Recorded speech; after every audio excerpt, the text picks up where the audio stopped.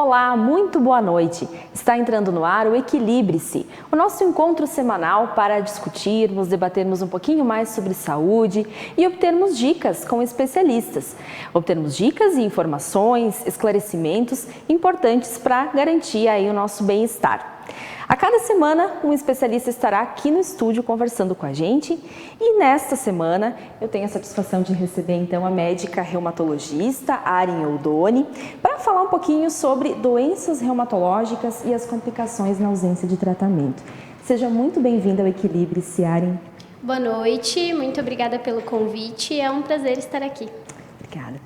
Arin, é popularmente conhecido como reumatismo, né? Muitas pessoas comentam sobre esse termo, ele é muito usual no dia a dia, mas o que nem todos sabem é que vai muito além de um único problema, né? Podem ser várias doenças, ainda separadas aí em grupos. Como que a gente pode, então, definir essas doenças reumatológicas? Isso. Hoje em dia a gente sabe que são cerca de 120 doenças reumatológicas descritas. Então a gente tem essa divisão em grupos mesmo, né, que são as doenças autoimunes, aquelas que são causadas por um desequilíbrio do sistema imunológico. As doenças que a gente diz que são as osteoartrites, que são devidas ao desgaste natural e com influência genética das articulações. E a gente tem as colagenoses, que aí entraria lúpus, esclerose sistêmica, miopatias. E a gente tem também as vasculites, que são doenças que inflamam os vasos. Então, nesse contexto, a gente tem doenças mais prevalentes, como a osteoartrite, né, que ocorre mais uma população mais idosa, que acomete articulações com carga, então quadril, joelhos, e isso vai causando um desgaste nessas articulações e elas vão inflamando, que é o que causa a dor, que é o principal sintoma que o paciente vai procurar o reumatologista. Além da osteoartrite muito frequente hoje em dia no nosso consultório é a fibromialgia, que é uma doença que não aparece em nenhum exame, mas que traz muita dor e sofrimento para esses pacientes. Então, são pacientes que têm dores crônicas, então dores há mais de 3 meses, difusas por todo o corpo. Eles têm um sono não reparador, aquele sono que não restaura, né, depois daquela noite de sono. Sintomas psiquiátricos associados, como ansiedade, depressão. E também tem fatores, distúrbios cognitivos, como falta de atenção, déficit de atenção e de memória. Esses são as mais prevalentes, mas no contexto da reumatologia a gente também tem as doenças autoimunes, que as mais prevalentes seriam a artrite reumatoide, que é aquela doença que inflama as articulações. Ela começa com uma articulação acometida e depois vai adicionando articulações inflamadas. O paciente tem dor ao repouso, também uma dor mais prolongada, que limita os movimentos do paciente, e ela pode ter o que a gente chama de rigidez matinal, que é quando o paciente fica em repouso, isso logo pela manhã, ele tem uma dificuldade em se movimentar. São os principais sintomas da artrite reumatoide. Outras doenças muito prevalentes no nosso consultório são as espondiloartrites, que é um grupo de doenças onde o esqueleto axial é inflamado, então a gente tem inflamação e dor na região das nádegas, então no quadril e na coluna lombar. Esses pacientes têm uma rigidez e uma dificuldade de mobilidade da coluna também. Pode estar associado a psoríase cutânea, doenças inflamatórias intestinais também. E, por último, né, dentre as mais frequentes, a gente tem o lúpus, que é uma doença também autoimune sistêmica, que acomete principalmente a pele, então ocasiona lesões de pele, geralmente após exposição solar, então áreas do rosto, dos braços, causa aquele rache que a gente diz que é em asa de borboleta, né, por causa do formato característico. Além dessas lesões de pele, pode acometer as membranas que recobrem pulmão e coração, causando falta de ar, dor no peito. As úlceras, que são aftas, né, na boca, no nariz, queda de cabelo. A artrite, que é bem característica da doença. E as inflamações nos órgãos. O principal e o que mais vai ter complicações aí é o rim, causando a nefrite. Às vezes os pacientes precisam ir para diálise e às vezes até fazer transplante renal.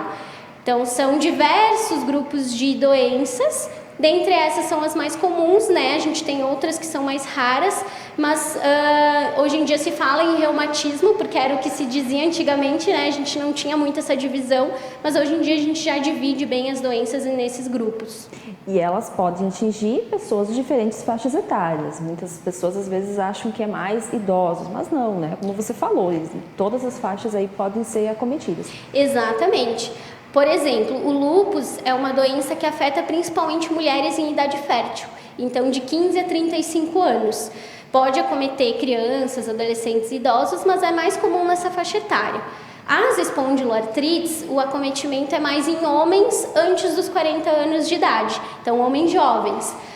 Artrite idiopática juvenil é uma artrite que acomete crianças com menos de 16 anos de idade, então não é só idosos, crianças também podem apresentar. Já doenças como a polimialgia reumática, que é uma vasculite que causa também inflamação muscular, e a osteoartrite, essas sim são características de uma população mais idosa, mas a gente tem pacientes de todas as idades. Certo. Você estava já comentando antes sobre alguns sintomas, né? Alguns sinais aí, mas outros assim que você citaria que vale a atenção e que muitas vezes são ignorados ou deixados de lado por algum tempo e podem aí trazer complicações. Sim, o principal sintoma que faz o paciente procurar o reumatologista é a dor. Né? A gente deve investigar a dor no paciente se aquela dor é uma dor mais prolongada, é uma dor mais crônica, então uma dor que não passa. 4 a 6 semanas o paciente continua com aquela dor. Se aquela dor é acompanhada de rigidez, então uma dificuldade de se movimentar após períodos de repouso. Se é uma dor que não é só desencadeada pelo esforço, mas em períodos de repouso também. Se essa dor é acompanhada de sinais flogísticos, então edema, né, aquele inchaço na articulação, rubor, então aquela articulação fica mais quente, fica vermelha. Se tem limitação de movimento, então o paciente não consegue fazer as atividades cotidianas por limitação de movimento daquela articulação. Dores na coluna lombar também mais crônicas que limitam esses movimentos. Lesões de pele que são fotossensíveis, que a gente chama, que são exacerbadas pelo sol. Então esses são os principais sintomas que devem alertar o paciente a procurar um reumatologista. E os fatores que podem contribuir para o surgimento disso, né? Quais são aí? Existem comportamentos, coisas que podem ser melhoradas, que auxiliam na prevenção? Com certeza. A gente diz que todas as doenças reumatológicas são multifatoriais. Então, a gente tem a parte genética, que é bem importante. A gente sabe, por exemplo, que pacientes que têm artrite reumatoide na família têm uma chance maior de desenvolver, então parentes de primeiro grau. Pacientes com fibromialgia na família têm 8 vezes mais chances de desenvolver. Todas as doenças reumatológicas têm esse cunho genético, mas não só ele. Tem a parte imunológica associada, então são distúrbios que ocorrem no sistema imunológico, uma perda da autotolerância imunológica, então também está associado. Fatores hormonais, então por isso que mulheres muitas vezes têm um acometimento maior, isso é por questão hormonal. E tem os fatores ambientais, que é aí que são os fatores modificáveis, né? Que é aí que a gente tem que prestar atenção. Que são eles os principais, tabagismo e etilismo. Então evitar tabagismo e etilismo é um grande fator para não desenvolver doença reumatológica. A obesidade, né? A obesidade inflama o sangue, isso faz com que tenha maior prevalência. Algumas infecções, tanto periodontais quanto infecções sistêmicas. Agora a gente está vendo que o Covid é uma das infecções que podem ser um gatilho para o desenvolvimento de doenças autoimunes. Então são fatores gerais, assim, multifatoriais para o desenvolvimento dessas doenças. Certo. Como você comentou antes, elas podem estar relacionadas aí com outras áreas, outros órgãos, enfim, né? Quer dizer, se não houver um tratamento, quais outras complicações podem haver também, além, claro, que já a dor, enfim, outras características que são bem desconfortáveis, mas o que mais pode aí acontecer? Claro, além da limitação e perda de qualidade de vida, né, esses pacientes têm uma perda de qualidade de vida bem importante, né, por não conseguir fazer exercício físico, não conseguir se movimentar. Além disso, né, dessa inatividade física, as nossas doenças são sistêmicas. Então, a inflamação articular é um dos principais sintomas. Mas se aquele paciente tem uma doença que não é diagnosticada precocemente, o paciente não faz tratamento, essa doença pode avançar e acometer diversos órgãos. Um deles é o pulmão, né? Pode causar fibrose no pulmão, derrame pleural, causando falta de ar, dificuldade para respirar. Pode acometer coração, então causando uma cardiopatia isquêmica mais precoce. Pode ocasionar derrame pericárdico, então dificultar a contração do coração. Esses pacientes podem ter inflamação da pele, então a pele pode ficar mais endurecida, mais enrijecida. E esses pacientes podem ter, isso a gente vê muito no lúpus e nas vasculites, a inflamação no rim. Isso é uma complicação relativamente frequente nos nossos pacientes, e essa inflamação no rim, se não tratada precocemente, vai levar a uma insuficiência renal, e esses pacientes podem precisar de diálise e às vezes até de transplante renal. Então, realmente, o tratamento e o diagnóstico precoce fazem mudar essa sobrevida desses pacientes. Sem dúvida. Com a pandemia, muitas pessoas tiveram e ainda têm receio de se contaminar, de repente, numa ida ao consultório, mesmo que seja de rotina.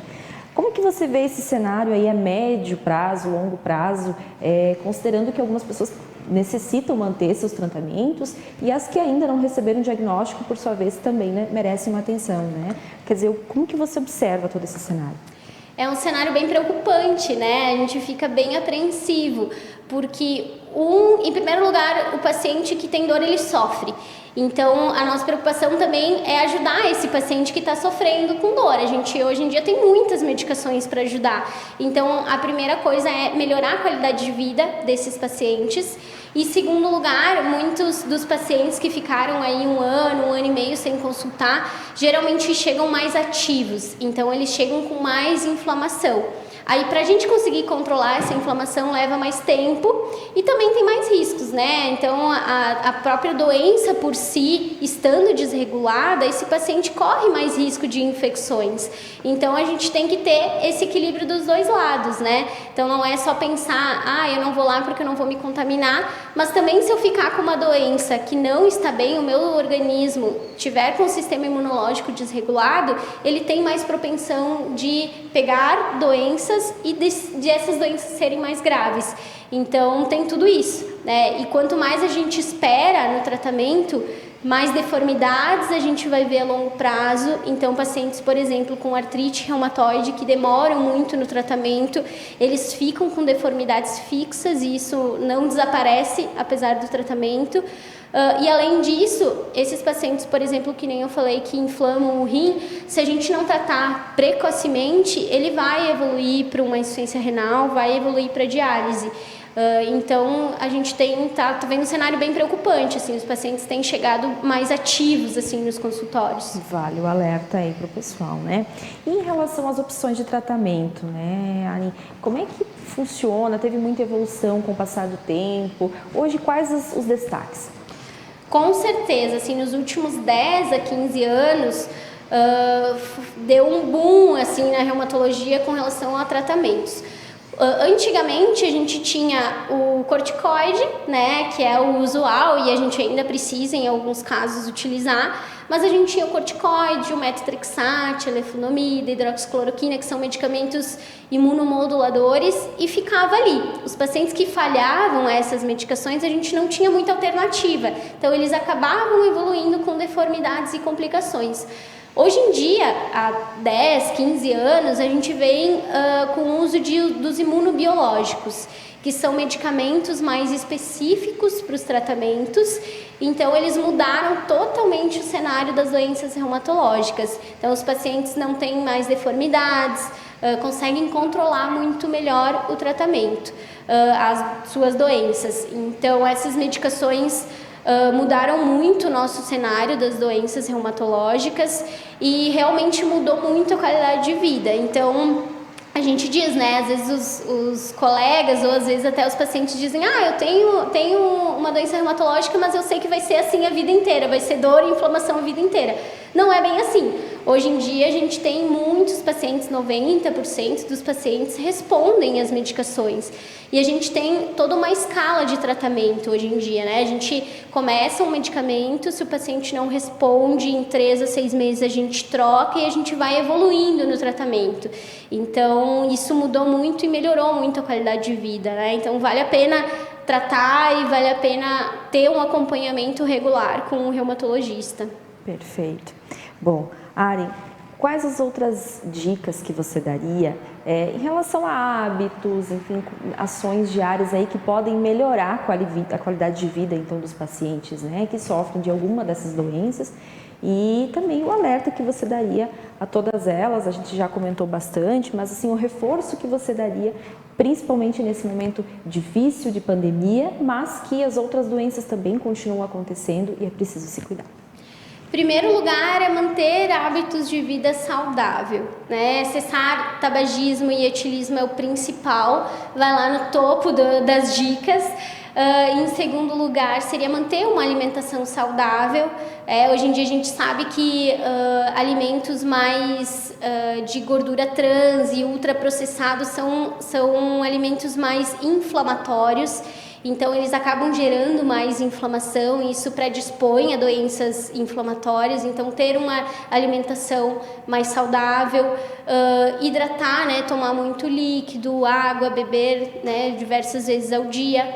Cuidar com a exposição solar, né? A exposição solar, por exemplo, no caso do lúpus, exacerba a doença, então usar protetor solar diariamente e praticar exercício físico, né? Isso tanto melhora a disposição, libera hormônios de saciedade, de bem-estar e como reforça toda a musculatura e articulação, né? Aumenta a amplitude dos movimentos. Então, ter hábitos de vida saudável. A gente não tem uma fórmula mágica, né, para tudo isso, mas é aquilo que a gente já está cansado de ouvir. Manter hábitos de vida saudável, fazer exercício físico regular.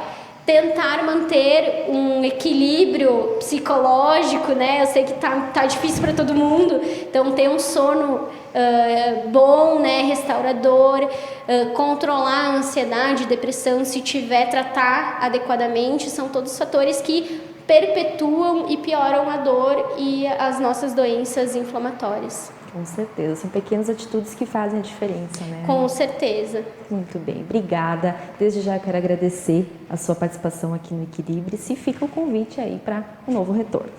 Muito obrigada, boa noite a todos, fico à disposição de vocês. Assim nós chegamos ao fim de mais um programa. Desde já eu agradeço também a sua atenção. Tenha uma ótima noite e até a próxima semana.